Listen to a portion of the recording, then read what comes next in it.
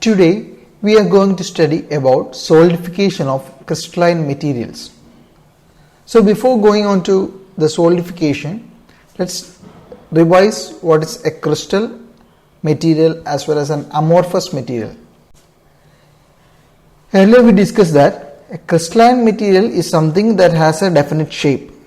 A crystalline material has a definite shape, but an amorphous material, they do not have any specific shape within the structure.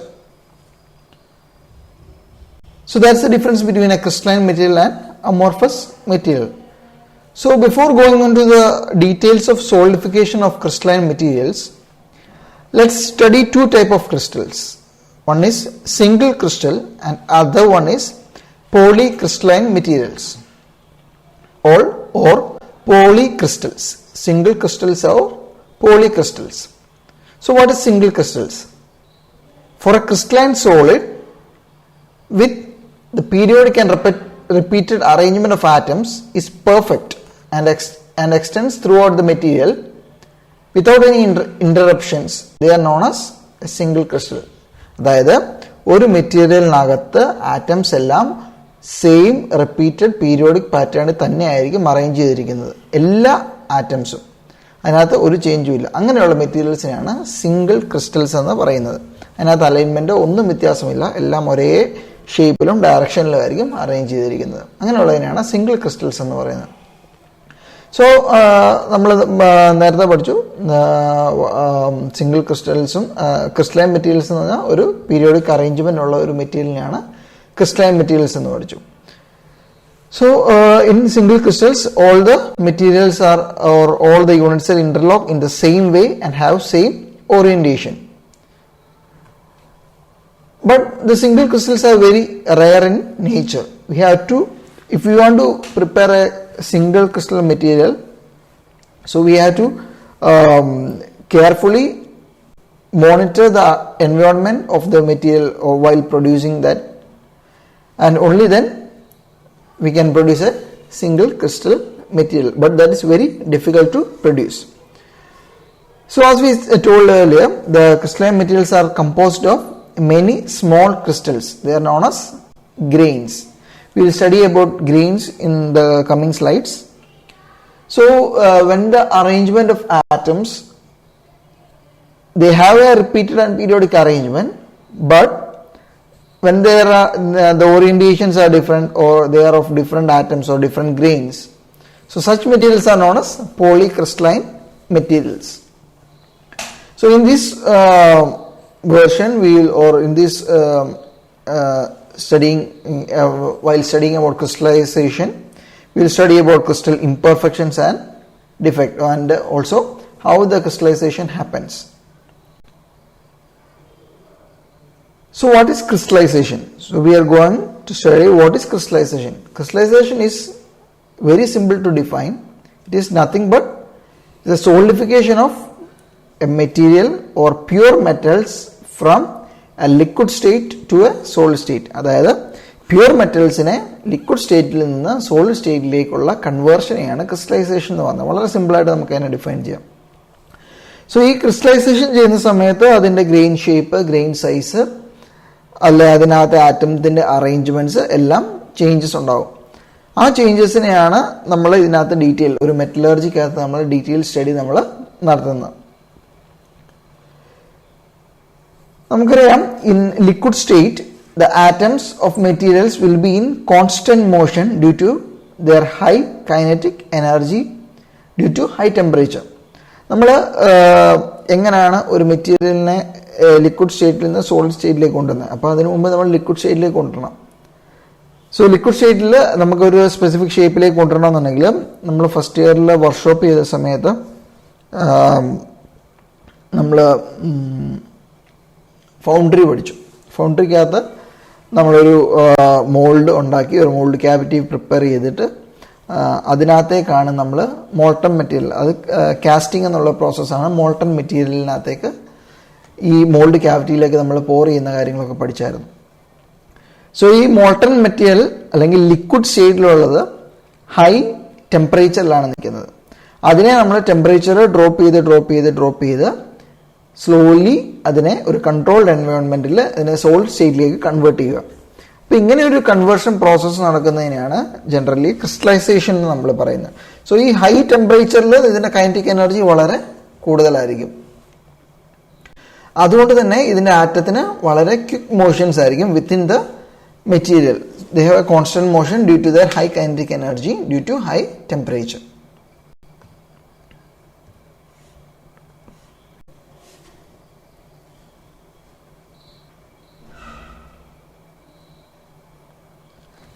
This atom does not have any definite arrangement. So when the temperature of the molten metal is brought down, it is possible that some of the atoms at any given instant may group together in position exactly corresponding to the space lattice they assume when solidified. അതായത് നമ്മൾ higher ടെമ്പറേച്ചറിൽ നിന്ന് ഈ molten മെറ്റലിലെ temperature lower ചെയ്ത് കൊണ്ടുപോവുക. ഇപ്പം നമുക്ക് എന്തെങ്കിലും ഒരു മെറ്റീരിയൽ എടുക്കാം, അയൺ നമുക്ക് സോളിഡ് സ്റ്റേറ്റിൽ ഇരിക്കുമ്പോൾ നമ്മൾ നേരത്തെ പറഞ്ഞു it has A space lattice, അതിനൊരു യൂണിറ്റ് സെൽ ഉണ്ടാവും, അതിനൊരു സ്പെസിഫിക് പൊസിഷനിൽ അതിന്റെ ആറ്റംസ് അറേഞ്ച് ചെയ്തിട്ടുണ്ടാവും അല്ലേ. സോ നമ്മൾ ഇതിനെ ലിക്വിഡ് ഈ സോളിഡ് സ്റ്റേറ്റിലുള്ള സാധനത്തിനാണ് നമ്മൾ ലിക്വിഡ് സ്റ്റേറ്റിലേക്ക് കൺവേർട്ട് ചെയ്യുന്നത്. അപ്പം ഈ ലിക്വിഡ് സ്റ്റേറ്റിൽ നിന്ന് നമ്മൾ വീണ്ടും ഇതിനെ നമുക്ക് സ്പെസിഫൈഡ് സോളിഡ് സ്റ്റേറ്റിലേക്ക് തിരിച്ച് കൺവേർട്ട് ചെയ്തെടുക്കാൻ പോവുകയാണ്. അപ്പം ഈ ആറ്റത്തിന് അറിയാം ഏതാണ് അതിന്റെ സ്പേസ് ലാറ്റിസ് ഏതാണ് എന്ന് ഈ ആറ്റത്തിന് അറിയാം. So when the temperature is lowered it automatically goes to the its normal arrangement. ഏതാണ് അതിന്റെ പൊസിഷൻ അതിലേക്ക് ഇത് ഷിഫ്റ്റ് ആവും. അങ്ങനെ അത് ആറ്റംസ് കൂടുതൽ ആറ്റംസിനെ അതിനേക്ക് ഒരു ഗ്രൂപ്പ് ഫോം ചെയ്യും. So these chance aggregates or groups are not permanent. So ഈ ഗ്രൂപ്പ്സ് ചിലപ്പോൾ ബ്രേക്ക് ചെയ്യാതിരിക്കാം. സോ ഈ അറേഞ്ച്മെന്റ് പ്രോപ്പർ അല്ലാതെ വരുമ്പോഴാണ് ക്രിസ്റ്റൽ ഡിഫക്ട്സ് ഉണ്ടാവുന്നത്. നമുക്ക് നേരത്തെ പറഞ്ഞു ഇപ്പോൾ ഒരു BCC സ്ട്രക്ചർ ആണെങ്കിൽ അതിന്റെ എല്ലാ കോർണേഴ്സിലും ആറ്റം ഉണ്ടാവണം, ബോഡിയുടെ സെന്ററിൽ ഒരു ആറ്റം ഉണ്ടാവണം. ഫേസ് സെന്റർഡ് ക്യൂബിക് ആണെങ്കിൽ എല്ലാ കോർണേഴ്സിലും ആറ്റം ഉണ്ടാവണം, എല്ലാ ഫേസസിലും ആറ്റം ഉണ്ടാവണം.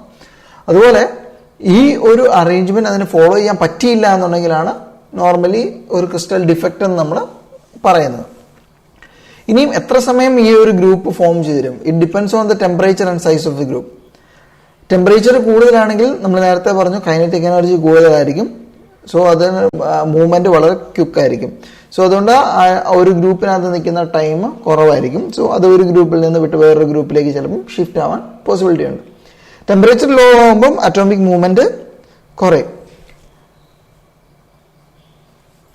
This lengthens the life of the group and also promotes the formation of more group within the liquid. Such groups are known as embryos. Embryos എന്ന് പറഞ്ഞാൽ ഈ ഒരു ഗ്രൂപ്പ്സ് ഇത് ഫോം ചെയ്യും. ഇതിന്റെ ഡീറ്റെയിൽസ് വിത്ത് ഫിഗർ കാണുമ്പോൾ നിങ്ങൾക്ക് കുറച്ചുകൂടെ എന്താണെന്ന് മനസ്സിലാവും.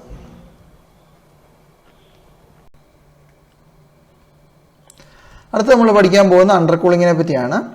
അണ്ടർ കൂളിങ്ങിനകത്ത് നമ്മൾ മോൾട്ടൺ മെറ്റലിനെ ലിക്വിഡ് സ്റ്റേറ്റിൽ നിന്ന് കൺവേർട്ട് ചെയ്ത് സോളിഡ് സ്റ്റേറ്റിലേക്ക് കൺവേർട്ട് ചെയ്യുന്ന പ്രോസസ്സിനെയാണ് നമ്മൾ ക്രിസ്റ്റലൈസേഷൻ എന്ന് പറയുന്നത്.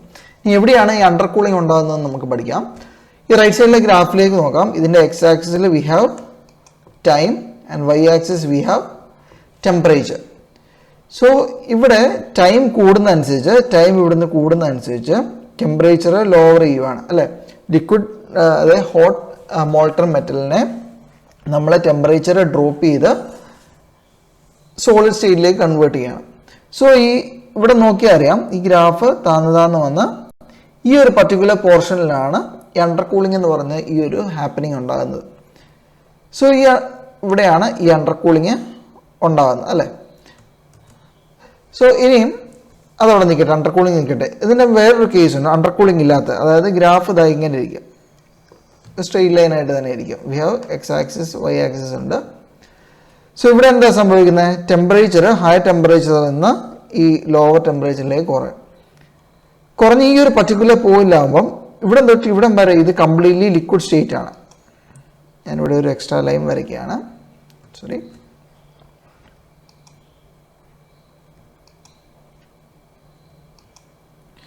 ഞാനിവിടെ ഒരു ലൈൻ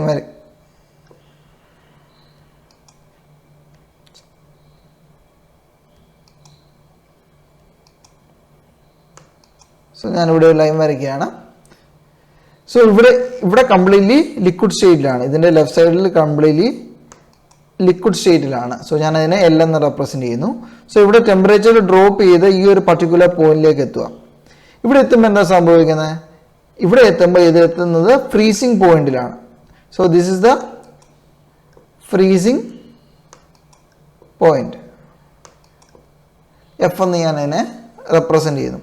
സോ ഈ പർട്ടിക്കുലർ പോയിന്റിൽ ഫ്രീസിംഗ് പോയിന്റ് ആയി കഴിയുമ്പോൾ എന്താ സംഭവിക്കുന്നത്? ലിക്വിഡ് സോളിഡ് സ്റ്റേറ്റിലേക്ക് കൺവേർട്ട് ആവുന്നു, സ്റ്റാർട്ട് ചെയ്യുന്നു. അപ്പോൾ ഈ ഒരു പർട്ടിക്കുലർ പോയിന്റ്, ഞാൻ ഈ ലൈൻ ജോയിൻ ചെയ്തേക്കുന്ന ഈ പോയിന്റിൽ ഇത് സോളിഡ് ആയിട്ട് കൺവേർഷൻ സ്റ്റാർട്ട് ചെയ്യുന്നു. സോ ഇവിടുന്ന് കൺവേർഷൻ കണ്ടിന്യൂ ചെയ്ത് ഈ ഒരു പർട്ടിക്കുലർ പോയിന്റ് ആകുമ്പം എന്ത് സംഭവിക്കും? ഈ ഒരു മെറ്റീരിയൽ കംപ്ലീറ്റ്ലി സോളിഡ് ആയിട്ട് കൺവേർട്ട് ആവുന്നു. സോ ഇത്രയും ലെങ്തിൽ ഇതിന് ടെമ്പറേച്ചർ ഡിഫറൻസ് ഉണ്ടാവുന്നില്ല. സോ നമ്മൾ മനസ്സിലാക്കേണ്ട ഒരു കൺസെപ്റ്റാണത്. ഇതിൻ്റെ ഡീറ്റെയിൽസ് നിങ്ങൾ തെർമോഡൈനാമിക്സിനകത്ത് പഠിക്കും. അതായത് ഒരു ഫേസ് ചേഞ്ച് പ്രോസസ്സ് ഉണ്ടാകുന്ന അത് കോൺസ്റ്റന്റ് ടെമ്പറേച്ചറിലായിരിക്കും അത് ഹാപ്പൻ ചെയ്യുന്നത്. സോ ഇവിടെ എന്ത് ഫേസ് ചേഞ്ച് ഉണ്ടാകുന്നത്? ഇത് ലിക്വിഡിൽ നിന്ന് സോളിഡ് സ്റ്റേറ്റിലേക്ക് കൺവേർട്ട് ആവുകയാണ്. സോ ഞാനിവിടെ ഒരു ലൈനൂടെ വരയ്ക്കുന്നു. സോ ഇവിടെ എന്തുണ്ടാവും? ലിക്വിഡും ഉണ്ടാവും, സോളിഡ് ഉണ്ടാവും. സോ ഇവിടെ കുറച്ച് ലിക്വിഡ് സോളിഡ് ആയിരിക്കും ഉണ്ടാകുന്നത്, അത് 1-2 ഗ്രൂപ്പ്സ് ആയിരിക്കും. ഇങ്ങോട്ട് വരുമ്പോൾ ഗ്രൂപ്പ്സിൻ്റെ എണ്ണം കൂടും, നമ്മൾ പറയുന്ന എംബ്രിയോസിൻ്റെ എണ്ണം കൂടും. ഈ ഒരു പർട്ടിക്കുലർ പോയിന്റ് ആകുമ്പം കംപ്ലീറ്റ്ലി സോളിഡ് ആയിട്ട് കൺവേർട്ട് ആകും. ഇതിൻ്റെ താഴേക്ക് വരുമ്പം കംപ്ലീറ്റ്ലി സോളിഡ് സ്റ്റേറ്റിലായിരിക്കും ഇത് എക്സിസ്റ്റ് ചെയ്യുന്നത്. സോ ഇതാണ് ബേസിക് ഒരു കൺവേർഷൻ അല്ലെങ്കിൽ ക്രിസ്റ്റലൈൻ പ്രോസസ്സിൻ്റെ ഒരു എന്താ പറയുന്നത്, ക്രിസ്റ്റലൈൻ പ്രോസസ്സിൻ്റെ ഒരു ഗ്രാഫ് നമ്മൾ പ്ലോട്ട് ചെയ്യുവാണെങ്കിൽ അത് ഇങ്ങനെ ഇരിക്കും. ഇനി നമുക്ക് നോക്കാം എന്താണ് അണ്ടർ കൂളിംഗ് എന്ന്. സോ നമ്മൾ പറഞ്ഞ ഈ ഒരു പർട്ടിക്കുലർ പോയിന്റിനെയാണ് നമ്മളിതിനെ എന്താ പറയുന്നത്, ഫ്രീസിംഗ് പോയിന്റ് അല്ലെങ്കിൽ സോളിഡിഫിക്കേഷൻ പോയിന്റ് എന്ന് പറയും. സോ ഈ തേർഡ് പോയിന്റ് എടുക്കാം. At this point both the liquid and solid states are at the same temperature and hence they have the same kinetic energy for respective atoms, but there is significant difference in potential energy. So ഇതിന്റെ ആറ്റത്തിന്റെ potential എനർജിയിൽ ഒരു വ്യത്യാസമുണ്ട്. The atoms in the solid are much closer together resulting in lowering the potential energy. നമുക്കറിയാം atoms close ആകുന്നതനുസരിച്ച് potential energy reduce ചെയ്തുകൊണ്ടിരിക്കും. The solidification occurs with release in energy. The difference in potential energy between liquid and solid state is known as latent heat. Latent heat എന്ന് പറഞ്ഞാൽ അല്ലെങ്കിൽ heat of fusion അല്ലെങ്കിൽ heat of solidification എന്ന് പറഞ്ഞാൽ the difference between potential energy between the liquid and solid state. At freezing point, energy is required to establish a surface between the liquid and solid. In pure materials at freezing point, insufficient energy is released by heat of fusion to create a stable boundary surface. ഒരു ലിക്വിഡും സോളിഡും തമ്മിലൊരു boundary കാണും at freezing പോയിന്റിൽ. So pure മെറ്റീരിയൽസിന് ഈ ഒരു particular freezing പോയിന്റിൽ ചിലപ്പോൾ ആ ഒരു ബൗണ്ടറി ക്രിയേറ്റ് ചെയ്യാൻ ബുദ്ധിമുട്ട് വരും. ബിക്കോസ് ഇൻസഫിഷ്യൻറ്റ് എനർജിയാണ് ഇത് റിലീസ് ചെയ്യുന്നത് due to heat of fusion. അതുകൊണ്ട് നമ്മൾ ഇവിടെ ഈ ഒരു ടെമ്പറേച്ചർ ഇച്ചിരൂടെ നമ്മൾ ലോവർ ചെയ്യുകയാണ്. So we have to lower this to a bit more lower condition and that condition is known as undercooling. ഈ ഒരു അണ്ടർ കൂളിംഗ് കഴിയുമ്പം ഇത് തിരിച്ച് അതിൻ്റെ ആക്ച്വൽ ഫ്രീസിംഗ് പോയിന്റിലേക്ക് വന്നിട്ടായിരിക്കും ഇത് വീണ്ടും ഫ്രീസിംഗിലേക്ക് പോകുന്നത്. നമ്മൾ ഈ ഒരു ടെമ്പറേച്ചറിൽ തന്നെ ഒത്തിരി സമയം നിർത്തുന്നില്ല, അത് ഒരു സ്റ്റാർട്ടിങ് കിട്ടാൻ വേണ്ടിയാണ് നമ്മൾ ഒരു അണ്ടർ കൂളിംഗ് നമ്മൾ പ്രൊവൈഡ് ചെയ്യുന്നത്. So we are providing an under cooling or super cooling. So now let's look what is the solidification process. നമ്മൾ അണ്ടർ കൂളിംഗ് ഒക്കെ പഠിച്ചു. ഇനി സോളിഡിഫിക്കേഷൻ പ്രോസസ്സ് എന്താണെന്ന് നമുക്ക് നോക്കാം. നമുക്കൊരു കണ്ടെയ്നർ ഉണ്ട്. ഈ കണ്ടെയ്നറിനകത്ത് നമുക്ക് ലിക്വിഡ് മെറ്റീരിയൽ അല്ലെങ്കിൽ മോൾട്ടൺ മെറ്റീരിയൽ നമ്മൾ എടുത്ത് വെച്ച് വെക്കാം. പ്യുവർ മെറ്റലിൻ്റെ മോൾട്ടൺ മെറ്റൽ. സോ നമുക്കറിയാം നമ്മളൊരു ഫ്രിഡ്ജിനകത്ത് അല്ലെ ഫ്രീസറിനകത്ത് നമ്മൾ ഐസ് വെക്കുക അല്ലെ വെള്ളം എടുത്ത് ഫ്രീസറിൽ വെച്ച് കഴിഞ്ഞാൽ കുറച്ച് കഴിയുമ്പോൾ നമുക്ക് ഐസ് ആകുമെന്ന് നമുക്കറിയാം. ഒരു 2 hours 3 hours ഒക്കെ കഴിയുമ്പം കംപ്ലീറ്റ് ഐസായിട്ട് നമുക്ക് കിട്ടും.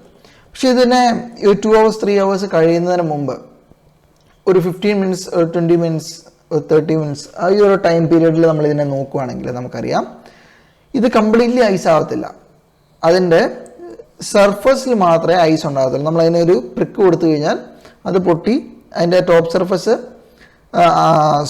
സോളിഡ് സ്റ്റേറ്റ് ആയിരിക്കും, താഴേക്ക് ലിക്വിഡ് ആയിരിക്കും. പിന്നെ അതിൻ്റെ സൈഡ്സും മാത്രം ഇത് സോളിഡ് സ്റ്റേറ്റിലായിരിക്കും. നിങ്ങൾ ശ്രദ്ധിച്ച് നോക്കിയാൽ അറിയാം, അല്ലെങ്കിൽ ഒന്ന് ചെയ്ത് നോക്കുക.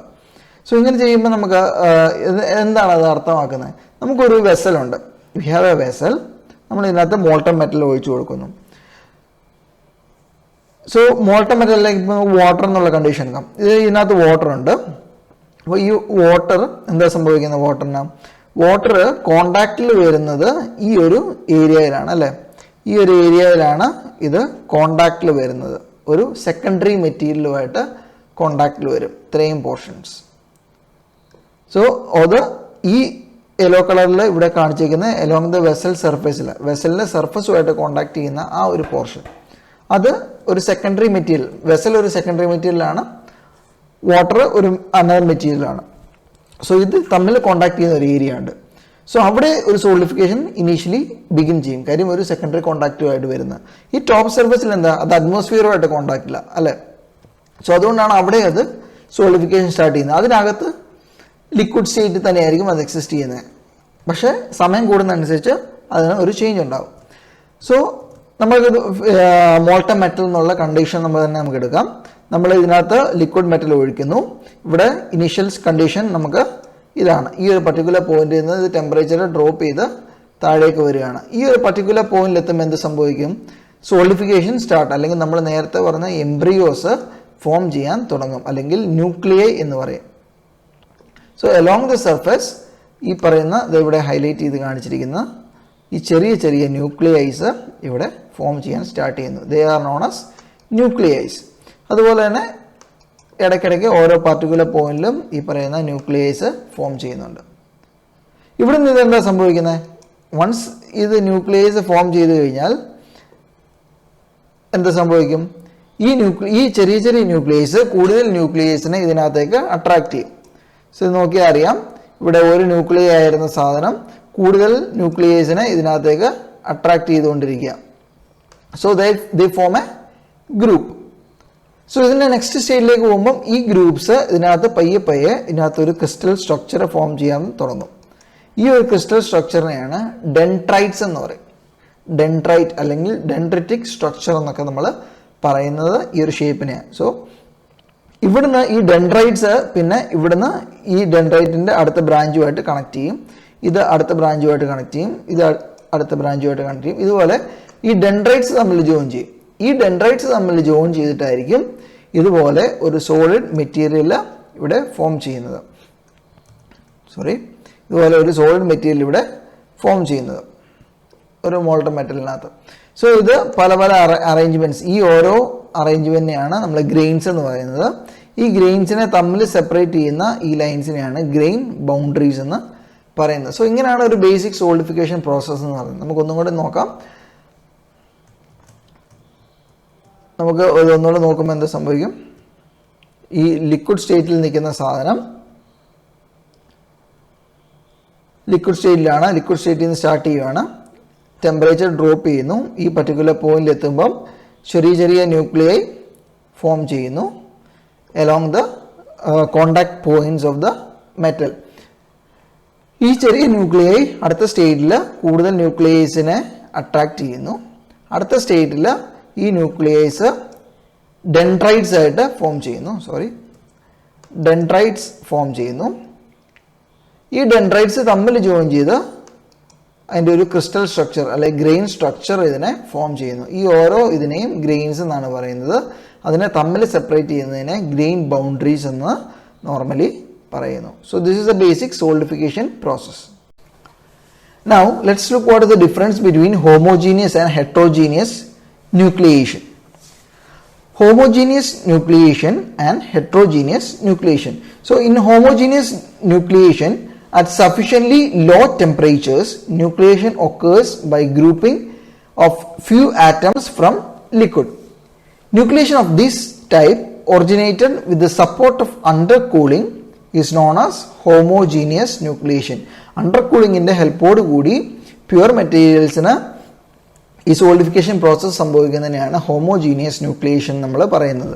This kind of nucleation occurs uniformly throughout the liquid. The nucleus grows further by adding more and more atom to it which lead to a small solid region. നമ്മൾ മുമ്പേ ഫിഗർ കണ്ടു, ചെറിയ ആറ്റംസ് കൂടുതൽ ആറ്റംസിനെ അല്ലെങ്കിൽ കൂടുതൽ ന്യൂക്ലിയസിനെ തമ്മിൽ join ചെയ്ത് ഒരു സോളിഡ് റീജിയൻ അത് ഫോം ചെയ്യുന്നു. Such stable solid regions within the liquid are known as nuclei.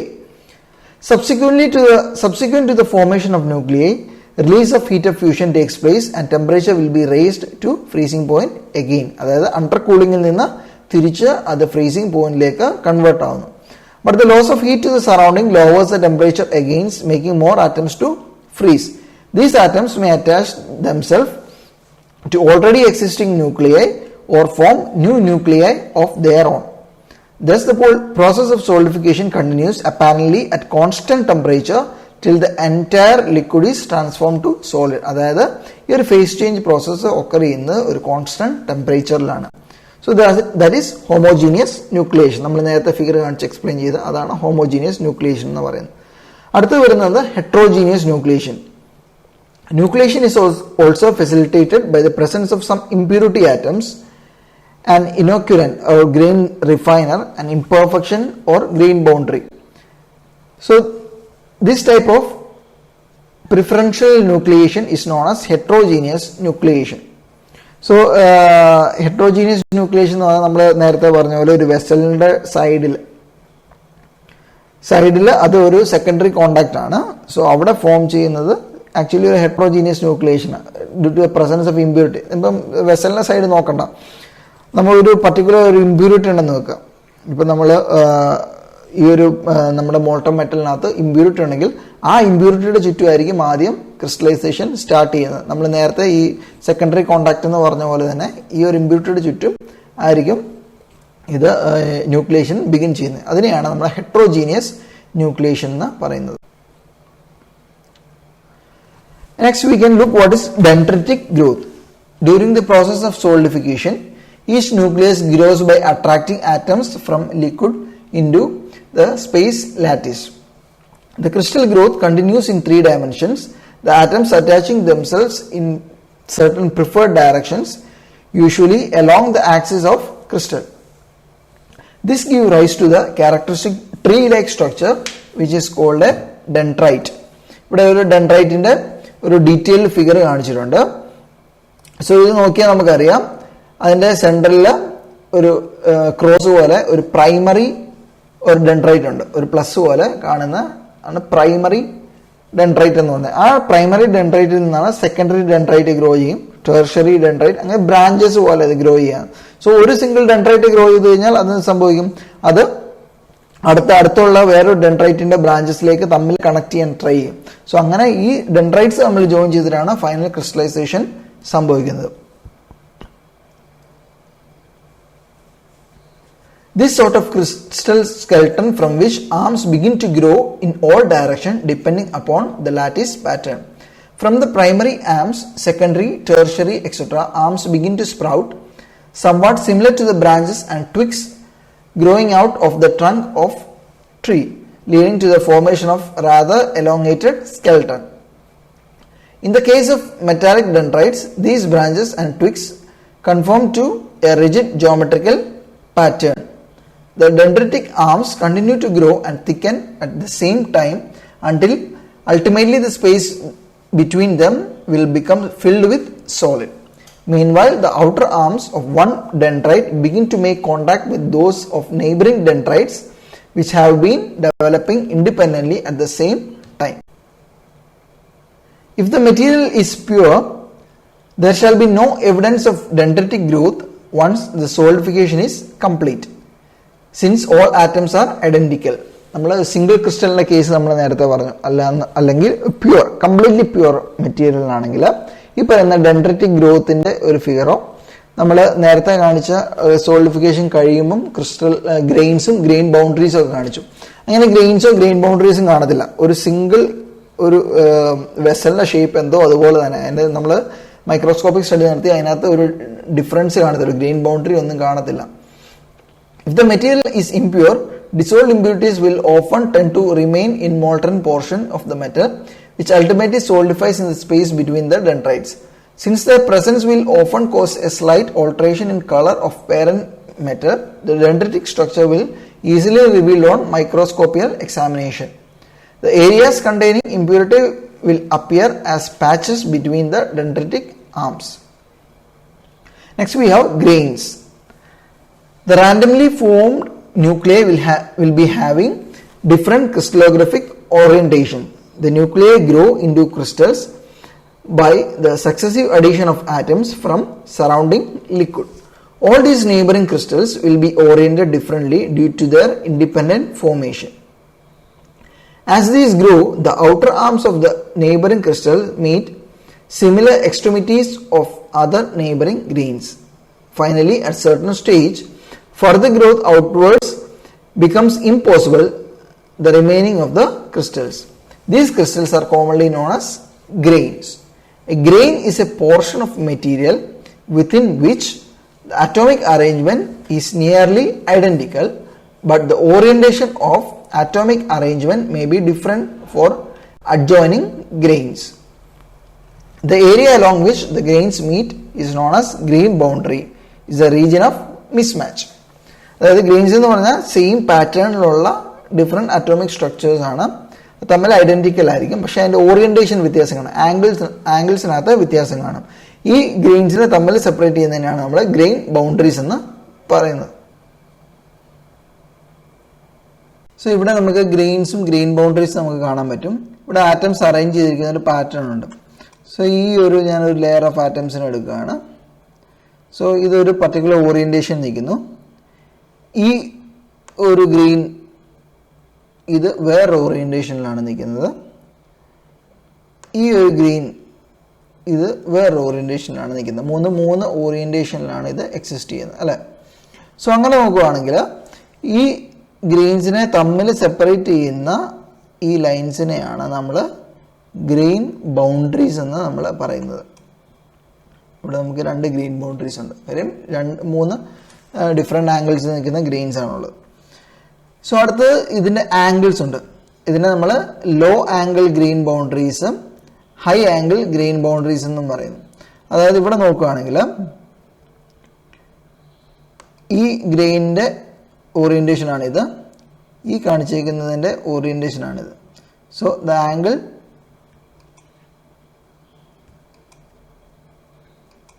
ഇവിടെ എടുക്കുന്ന ആംഗിൾ എന്ന് പറയുന്നത് ഇതിനെയാണ് ആംഗിൾ ഓഫ് മിസ് അലൈൻമെന്റ് എന്ന് നമ്മൾ പറയുന്നത്. ഇത് 10 ഡിഗ്രീസിന് മുകളിലാണെങ്കിൽ 10 ഡിഗ്രീസിന്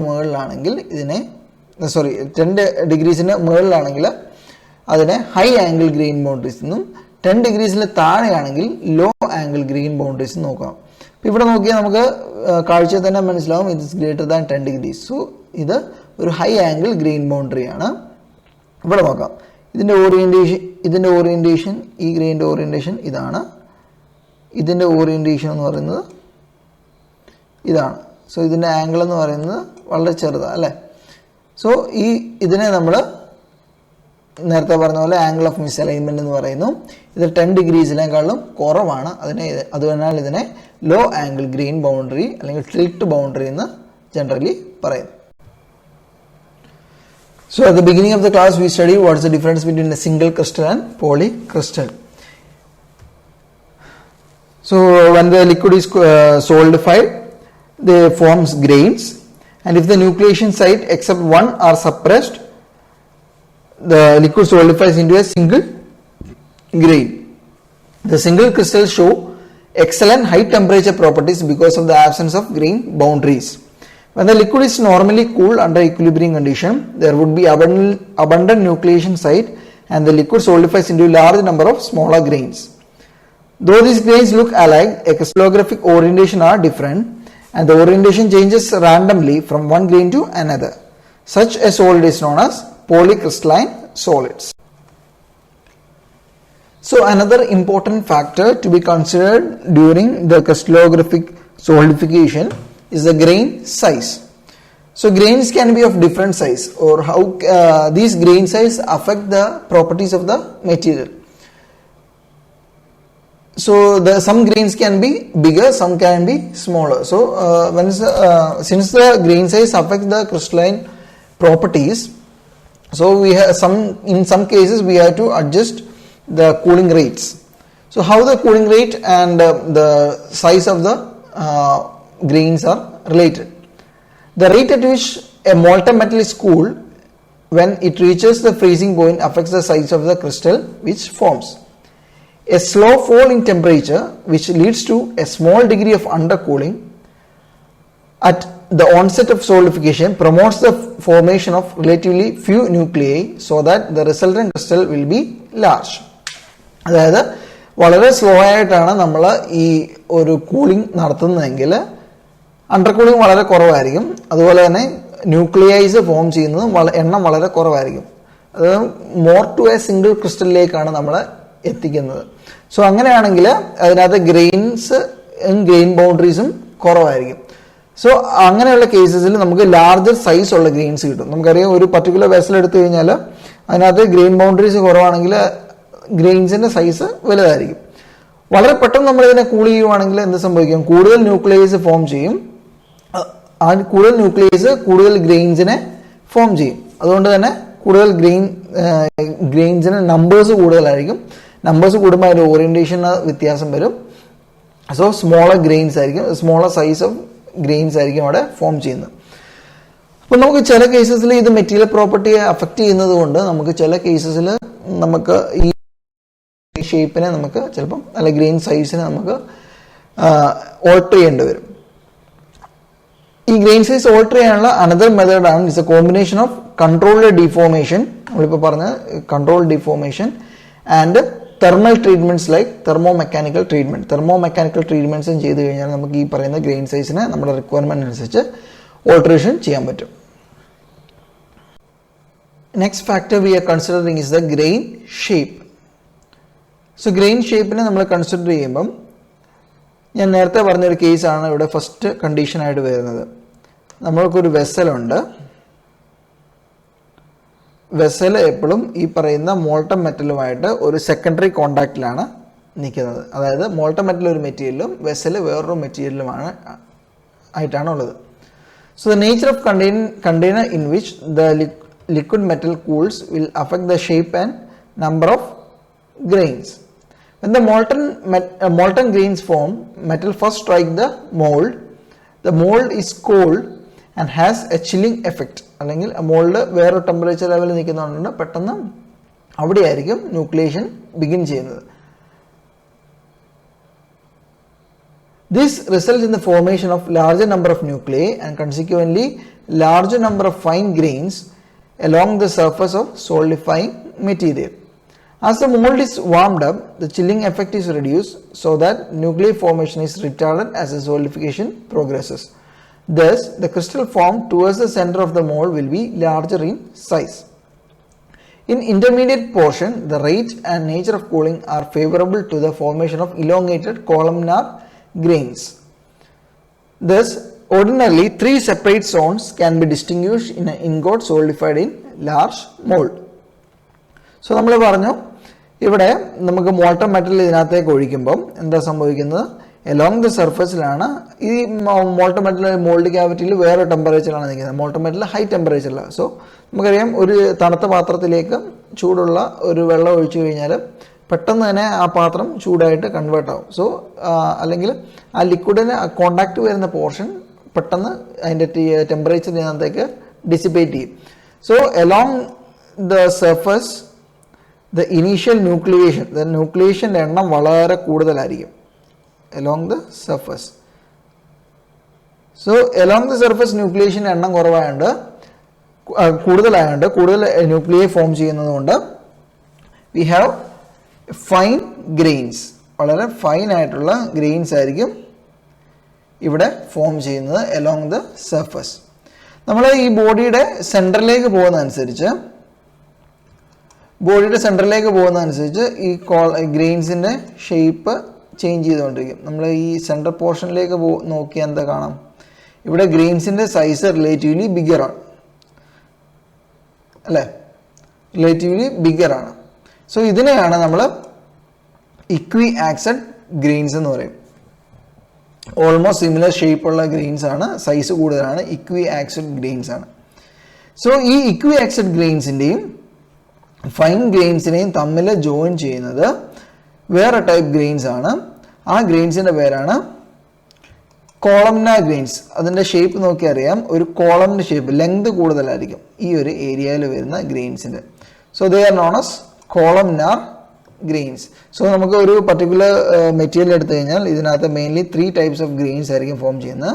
Fine grains, long columnar grains and coarse or equiaxed grains. Next we have Hall-Petch equation. So നിങ്ങൾക്ക് ഈ equation derivation ഒന്നും പഠിക്കണ്ട, ഇത് just equation കാണാതെ പഠിച്ചാൽ മതി. So Hall-Petch equation is sigma 0 equal to sigma I plus k divided by root of d. ഇവിടെ sigma 0 എന്ന് പറഞ്ഞാൽ yield strength ആണ്, the stress needed to cause plastic deformation. Deformation cause ചെയ്യാൻ ആവശ്യമായ strength അല്ലെങ്കിൽ സ്ട്രെസ്സിനെയാണ് നമ്മൾ sigma 0 എന്ന് നമ്മൾ പറയുന്നത്. ഇതാണ് sigma 0. So d എന്ന് പറയുന്നത് average diameter of grains ആണ്, നമുക്കിവിടെ d കൊടുത്തിട്ടുണ്ട്. ഇനി രണ്ട് ടേം നോക്കുന്നുണ്ട്, sigma I and k. They both are constant for the material. നമുക്ക് തന്നിരിക്കുന്ന മെറ്റീരിയൽസിൽ ഒരു കോൺസ്റ്റന്റ് ആണ് ഈ പറയുന്ന സിഗ്മ ഐയും സിഗ്മ കെയും. സോ ഹോൾ-പെച്ച് ഇക്വേഷൻ എന്ന് പറഞ്ഞാൽ sigma 0 is equal to sigma I plus K divide by root D.